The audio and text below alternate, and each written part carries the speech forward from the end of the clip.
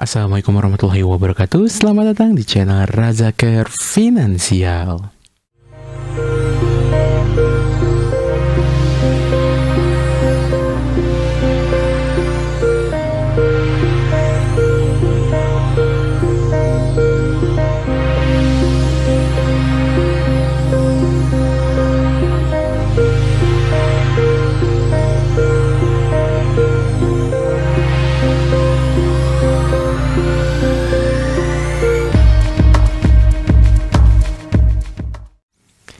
Bagi yang baru pertama kali kesini, salam kenal, nama saya Raffi Ahmad Razak, STMAB, AWP, QWP, AIPP, WMI, WPPE.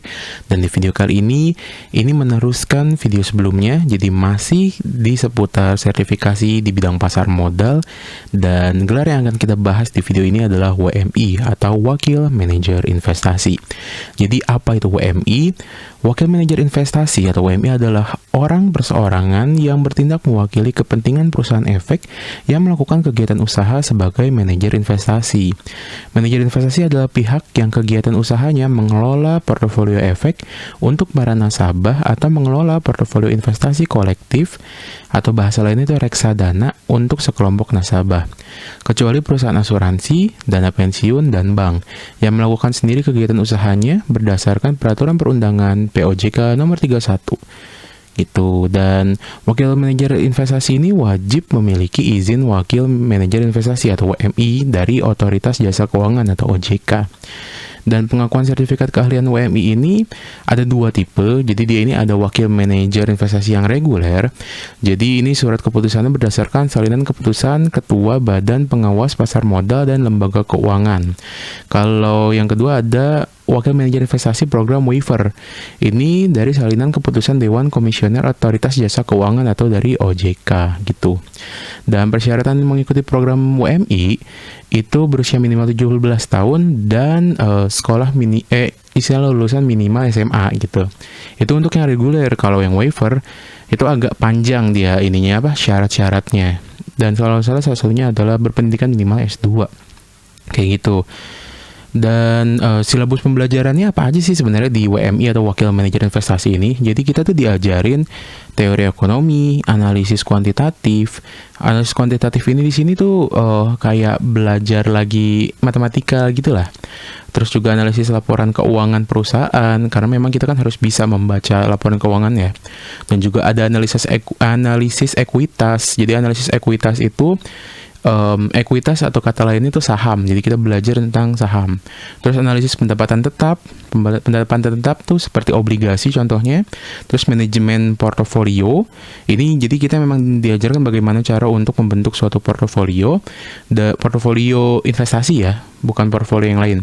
Dan ada hukum dan etika WMI juga. Jadi kita memang ada hukum-hukum tertentu dan etika-etika yang harus kita patuhi sebagai WMI atau wakil manajer investasi. Dan terakhir juga ada aplikasi praktisnya gitu. Dan total pembelajaran itu sekitar 65 jam. Jadi emang agak lama ini programnya, kecuali program waiver. Kalau program waiver itu cuma 8 jam aja.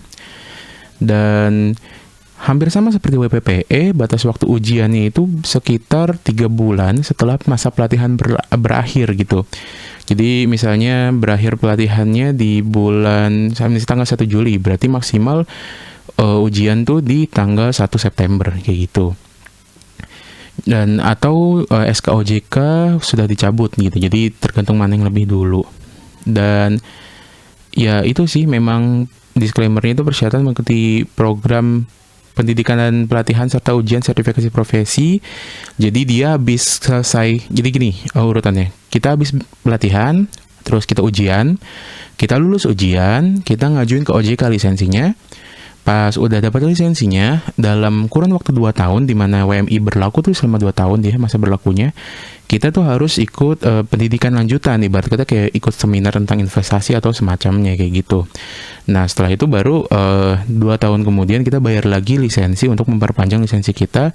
Atau ternyata kalau misalnya kita nggak melakukan tadi ini, misalnya nggak ikut pendidikan lanjutan, terus juga nggak ikut misalnya nggak bayar lagi, nah itu kita masa berlaku gelar kita itu akan dicabut izinnya dan kita perlu pelatihan ulang dan ujian ulang lagi kayak gitu sih kurang lebihnya. Mungkin segitu aja yang bisa saya jelaskan mengenai WMI atau Wakil Manajer Investasi. Jadi memang dua yang paling pertama sengaja gelar yang saya punya juga yaitu WPPE dan WMI. Jempol ke atas jika kalian suka video ini, jempol ke bawah jika kalian tidak suka, share ke sebanyak mungkin orang agar literasi keuangan Indonesia semakin meningkat. Dan subscribe channel Razak Finansial untuk konten-konten seputar keuangan lainnya. Quotes dari kami, tidak penting seberapa besar atau kecilnya pendapatan kalian, yang paling penting adalah bagaimana cara kalian mengatur keuangan, karena itu yang akan menentukan masa depan. Nama saya Raffi Ahmad Razak, mewakili Razak pamit. Assalamualaikum warahmatullahi wabarakatuh.